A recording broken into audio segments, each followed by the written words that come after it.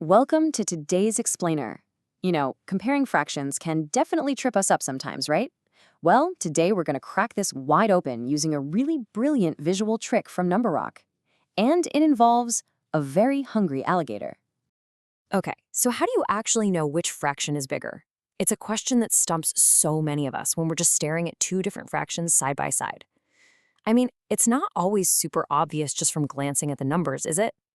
Well, to solve this little mystery, our source material gives us this incredibly catchy rule to live by. Ready? The fraction that's greater gets eaten by the alligator.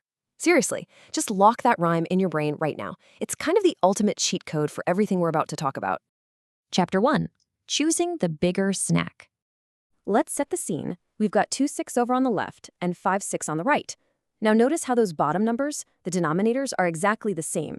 That tells us we are dealing with pieces that are the exact same size. The only difference here is simply how many pieces are sitting on each plate.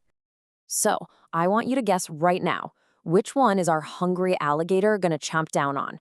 Will he settle for just 2 of those pieces, or is he gonna go all in for 5? He absolutely picks 5/6.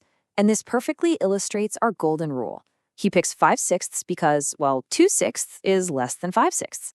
Since the pieces are identically sized, he naturally wants the plate loaded with more of them. Boom, jaws open wide toward the 5/6.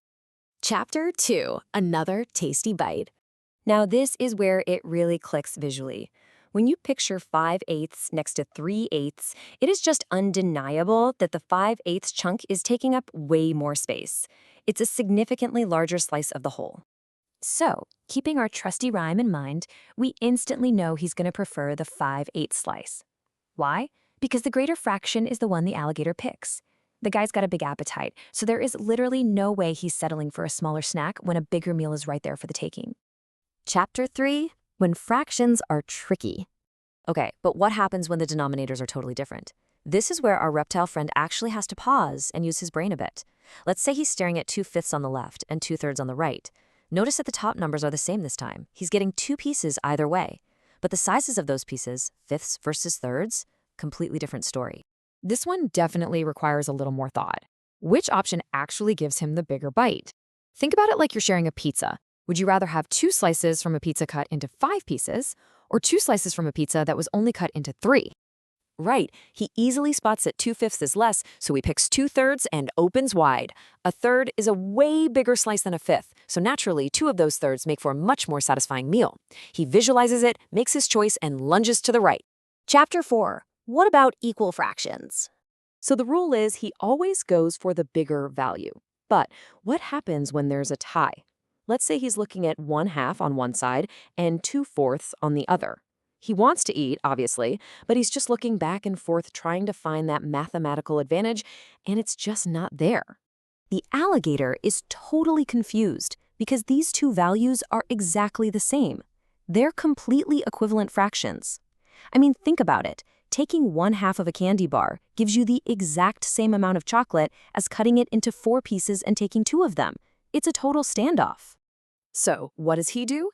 Instead of choosing, he just follows 2 easy steps. 1, he recognizes their equivalent, and 2, he takes a huge bite out of both. Since neither side is actually greater, he doesn't have to angle his jaws to one side. He just dives right down the middle and gets a massive feast. Problem solved. Chapter 5. Learning the math symbols. All right, let's translate this snappy alligator mouth into the actual math symbols you're going to use on paper. When the mouth is looking to the left, that is the greater than symbol, which always goes from big down to small.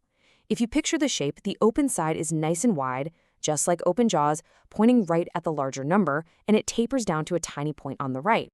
Conversely, when that mouth faces the right, that's the less than symbol, growing from small to big.